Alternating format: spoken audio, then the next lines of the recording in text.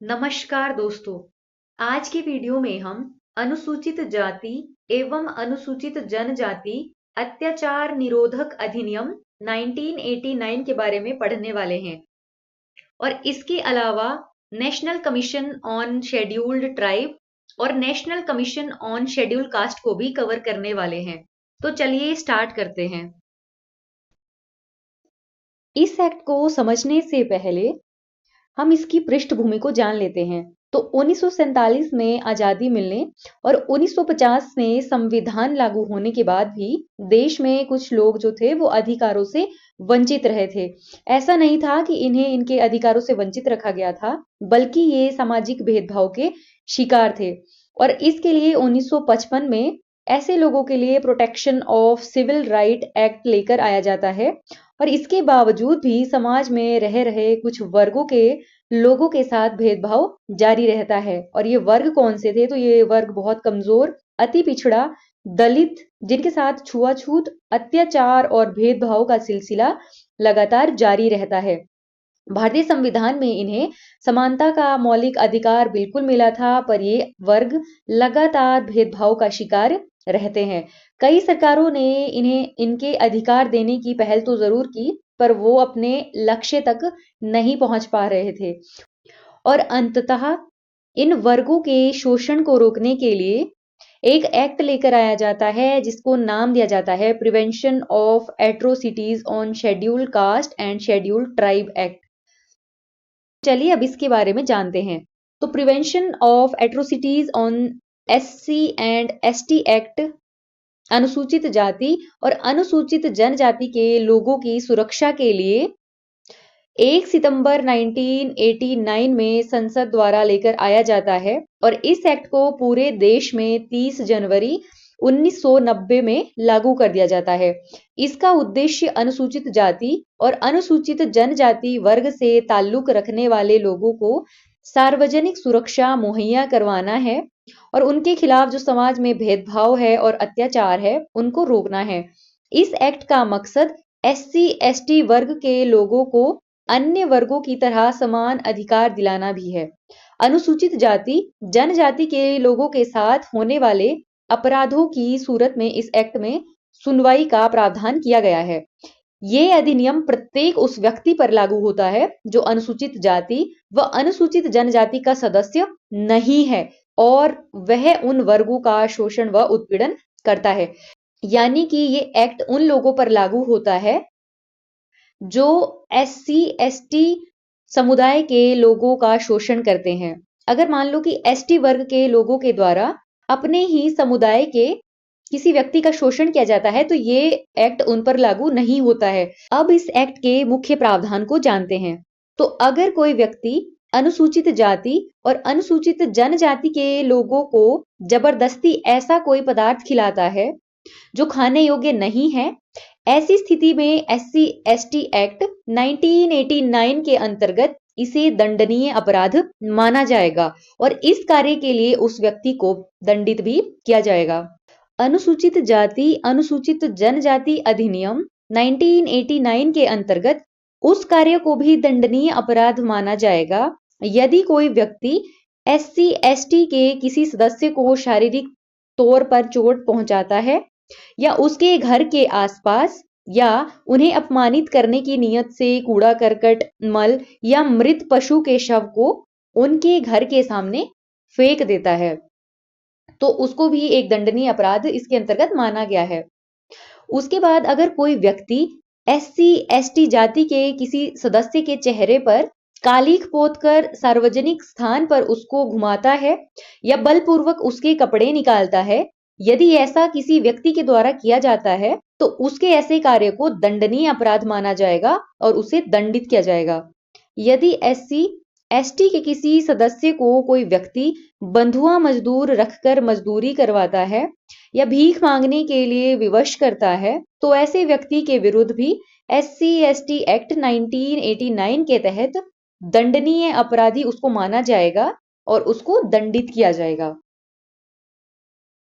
इसके साथ ही अगर कोई व्यक्ति एससी एसटी वर्ग के किसी सदस्य को मतदान के दिन मत देने से रोकता है या किसी विशेष व्यक्ति को मत देने के लिए बाध्य करता है तो उस व्यक्ति को SC/ST एक्ट 1989 के तहत दंड दिया जाएगा। अगर कोई व्यक्ति लोक सेवक जैसे कि चाहे IAS, SDM या नायब तहसीलदार उनको झूठी जानकारी देकर उनकी विधिपूर्ण शक्ति का प्रयोग करके इन सदस्य यानी कि SC या ST वर्ग के सदस्य को हानि पहुंचाते हैं और यदि लोक सेवक ऐसा करते हैं तो उनको भी दंड दिया जाएगा। और अगर कोई व्यक्ति SC/ST जाति के किसी सदस्य को जनता के समक्ष अपमानित करता है या अपमानित शब्दों का प्रयोग करता है या जनता के सामने डराता है तो उस व्यक्ति को भी इस एक्ट के तहत अपराधी माना जाएगा। यदि कोई व्यक्ति SC/ST जाति के सदस्यों द्वारा उपयोग में लाए जाने वाले जलाशय, तालाबों को गंदा करता है तो उसको भी SC/ST के तहत दंडित किया जाएगा। या फिर अगर कोई व्यक्ति SC/ST के व्यक्ति को सार्वजनिक स्थान पर जाने से रोकता है, जैसे कि पार्क, उद्यान जो सरकार द्वारा बनाए गए हैं, यदि कोई उच्च वर्ग का व्यक्ति SC/ST वर्ग के लोगों को यहां नहीं जाने देता है तो उस व्यक्ति को भी इस एक्ट के तहत दंडित किया जाएगा। सुप्रीम कोर्ट के द्वारा 2018 में इस एक्ट में कुछ बदलाव किए जाते हैं, तो जानते हैं कि वो कौन से बदलाव किए गए थे। सुप्रीम कोर्ट ने 20 मार्च 2018 को तुरंत गिरफ्तारी पर रोक लगा दी थी और शिकायत मिलने पर तुरंत मुकदमा भी दर्ज नहीं करने का आदेश दिया था। कोर्ट ने कहा था कि शिकायत मिलने की स्थिति में जो शुरुआती जांच है वो DSP स्तर के पुलिस अफसर के द्वारा की जानी चाहिए और जांच हर हाल में 7 दिन के अंदर हो जानी चाहिए। कोर्ट ने ऐसा इसलिए किया ताकि शुरुआती जांच के बाद DSP ये पता लगा सके कि किसी तरीके से झूठे आरोप लगाकर फंसाया तो नहीं जा रहा, क्योंकि सुप्रीम कोर्ट ने ये पाया था कि जो SC/ST एक्ट है उसके तहत बहुत सारे आरोप ऐसे हैं जो कि झूठे लगाए गए हैं और इस एक्ट का जो SC/ST एक्ट है उसका दुरुपयोग किया जा रहा है। तो इसके लिए ही ये थोड़े से बदलाव सुप्रीम कोर्ट के द्वारा किए गए थे और कोर्ट ने कहा था कि मामले में जो इंटरिम बेल है उसका भी प्रावधान किया जाना चाहिए। जब सुप्रीम कोर्ट ने ये बदलाव इस SC/ST एक्ट में किए तो इस फैसले के बाद देश भर में विरोध प्रदर्शन हुए थे और इसके बाद केंद्र सरकार ने संसद में बिल लाकर कोर्ट के आदेश को बदला था और पुराने कानून को बहाल कर दिया था। यानी कि जो कानून पहले था उसी कानून को फिर से बहाल कर दिया गया। यानी कि जो ये इंटरिम बेल का प्रावधान सुप्रीम कोर्ट ने करने को कहा था उसको खत्म कर दिया गया और तुरंत गिरफ्तारी की जा सकती है, वो सब चीजें दोबारा से शुरू कर दी गई। अब बात करते हैं नेशनल शेड्यूल्ड कास्ट कमीशन की। तो यह आयोग मूल संविधान का हिस्सा नहीं था बल्कि इसको 65वें संविधान संशोधन अधिनियम 1990 के द्वारा संविधान में जोड़ा गया है, जिसे संविधान के अनुच्छेद 338 के तहत स्थापित किया गया है। यह अनुसूचित जातियों के अधिकारों एवं हितों की सुरक्षा सुनिश्चित करने के लिए कार्य करता है। तो अगर हम इसके गठन की बात करें तो प्रारंभ में अनुसूचित जाति और अनुसूचित जनजाति के लिए एक संयुक्त आयोग था, लेकिन 2003 में 89th संविधान संशोधन अधिनियम के द्वारा इसको विभाजित करके अलग अलग आयोग बनाया गया। अगर हम इसकी रचना की बात करें यानी कि जो ये आयोग है वो किन किन से मिलकर बना होता है, इसके सदस्य कितने होते हैं, तो राष्ट्रीय अनुसूचित जाति आयोग में एक अध्यक्ष, एक उपाध्यक्ष और 3 अन्य सदस्य होते हैं। तो जो अध्यक्ष है वो आयोग का प्रमुख होता है जो अनुसूचित जातियों से जुड़े हुए मामलों की निगरानी और निर्णय लेने की जिम्मेदारी को निभाता है। जो उपाध्यक्ष है वो अध्यक्ष की सहायता करता है और आवश्यकता अनुसार आयोग के कार्यों का संचालन करता है। उसके बाद जो 3 सदस्य होते हैं ये अनुसूचित जाति से जुड़े मुद्दों पर अध्ययन, सुझाव और निर्णय में सहयोग करते हैं। अगर हम इन सदस्यों की नियुक्ति की बात करें तो इनकी नियुक्ति राष्ट्रपति के द्वारा की जाती है और आयोग के जो सदस्य हैं उनका कार्यकाल 3 वर्ष का होता है। उसके बाद अगर हम बात करें कि जो national commission on schedule cast है उनके कार्य क्या है, तो ये अनुसूचित जातियों के विकास, संरक्षण और सशक्तिकरण की निगरानी करते हैं। अनुसूचित जातियों के अधिकारों और सुरक्षा उपायों से वंचित करने संबंधी शिकायतों की जांच भी करते हैं। आयोग सरकार को सलाह देता है कि अनुसूचित जातियों के लिए संवैधानिक सुरक्षा उपाय को प्रभावी ढंग से कैसे लागू किया जाए। ये आयोग अनुसूचित जातियों के लिए सुरक्षा उपायों की कार्यप्रणाली पर राष्ट्रपति को वार्षिक रिपोर्ट प्रस्तुत करता है। और ये आयोग अनुसूचित जातियों के संरक्षण, कल्याण और सामाजिक आर्थिक विकास के लिए सरकार को उपाय सुझाती है।